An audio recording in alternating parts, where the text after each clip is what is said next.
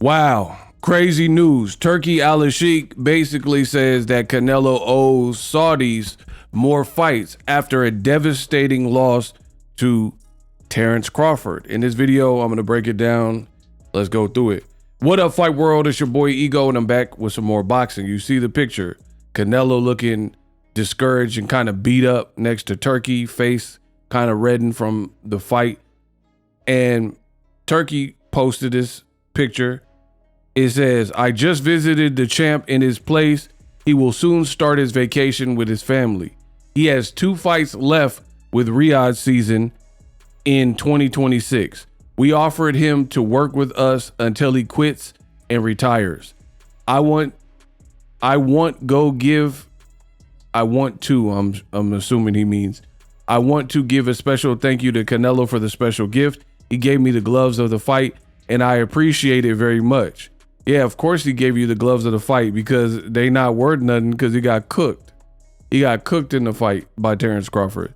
So yeah, I wouldn't want that memory of that fight of a smaller guy, beating me either. Now, what does this mean? Listen, this is bad news for Canelo Alvarez. I firmly believe that, because Canelo, for so long, he kind of held the belts hostage. He was the A side. He was the face of boxing, all that good stuff. So he was able to move how he wanted to move.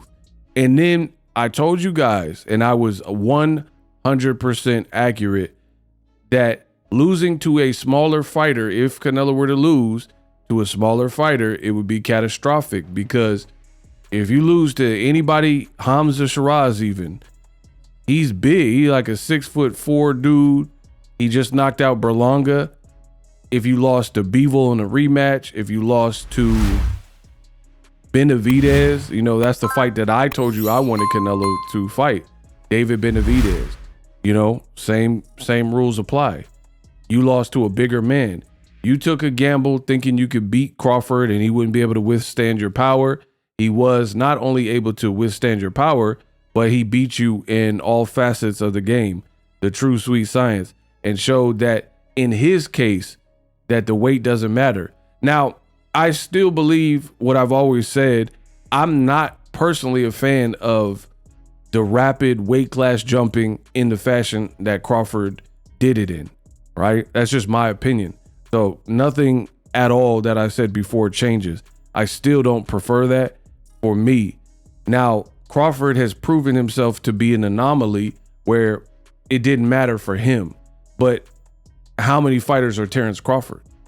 You look at this new generation. I don't know if anyone even has remotely the discipline of a Terrence Crawford, let alone the skills and the mindset and whatever else. So Crawford is an exception to the rule, in my opinion, more than the rule. So I personally wouldn't advise other people to try to get fancy and think they're going to move up 3 weight classes and have the same success. I mean, they're welcome to try if they want, but I'm just giving you my 2 cents. But as far as Canelo, he's done a lot for the sport, and this was kind of bound to happen at some point, right? I didn't know exactly who it would be that did it, but this Canelo has been pretty much cherry picking and soft shoeing and picking the guys he wants. Like even Jermell Charlo. Jermell Charlo was a guy from a lighter weight class. Who wouldn't want to have a steady diet of like British fighters and guys of smaller weight classes? It just so happens Crawford was the one who came from the smaller weight classes, and he wasn't finna be denied. Terrence Crawford was like, okay, I'll be your Huckleberry. I'm your Huckleberry. And showed up and showed out and kicked Canelo's butt. Now, Canelo just messed up. I got more content. Please stay tuned. And what makes it worse for Canelo is he looked like he had a good camp. You had Jerron Boots Ennis, Yoelni Hernandez. You look leaner than we've ever seen you in recent memory. You are the guy on paper who's bigger. Literally, Crawford came up to your weight class. This was impressive stuff by Crawford, because Crawford, even his physique, I told you, he didn't look as shredded as he did in the lighter weight classes, right? He simply didn't, right? And Canelo Alvarez, he looked like he dialed in. He said this was the best that I've ever felt. I feel good. He took it seriously, blah, blah, right? And for that reason, now you have no excuse to lose and lose in the fashion that you did. In the championship rounds, that's usually when veterans really get to show separation. And one veteran, Crawford, did show separation. Canelo didn't. Canelo, he had no adjustments, no adaptability, and pretty much from start to finish, what game plan he was on, he kind of tried throughout the fight. And Crawford got too many wrinkles. It's apparent he got too many wrinkles. So you trying to just like body shot, headshot, load up, hard shots, bully him. That wasn't enough.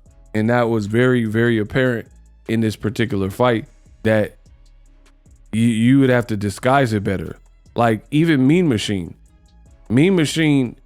he was boxing and he was bringing the drama with the power. Canelo has become a lazy fighter.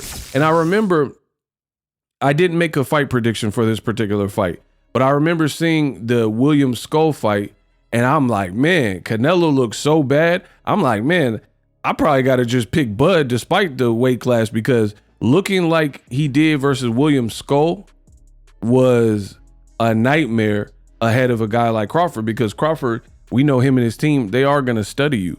They're going to study, see what you're about, see how you move in the ring, see your flaws, see your strengths, blah, blah, blah. And that was such, Canelo just messed up. There's no nice way to put it. Now he's being hunted by Demetrius Andrade. Hamza Shiraz just did an interview where he said, yeah, I want to fight for the belts. I want a title fight.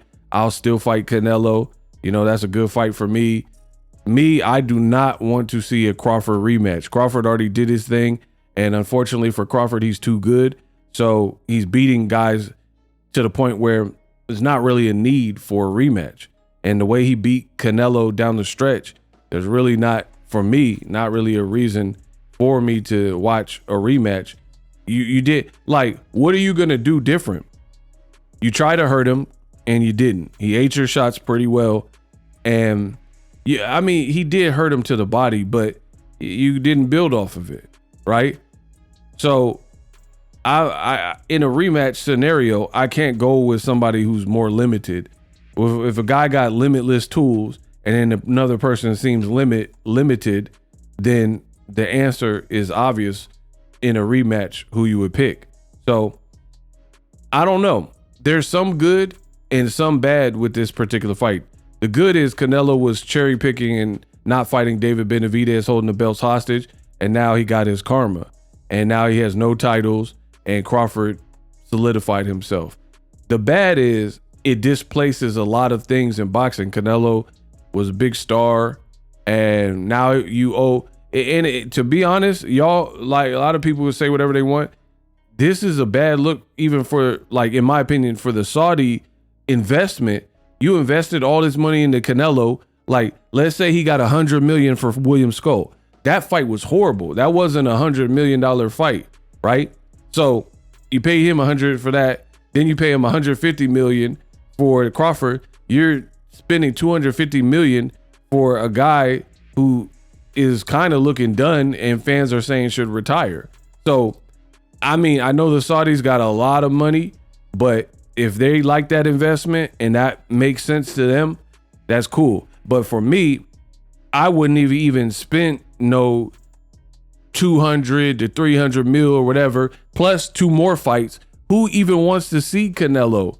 I mean, maybe his diehard radicals. The way you got cooked by a smaller guy, like, to me, I don't know. To me, is looking over. So his last 2 fights, you might as well do farewell fights.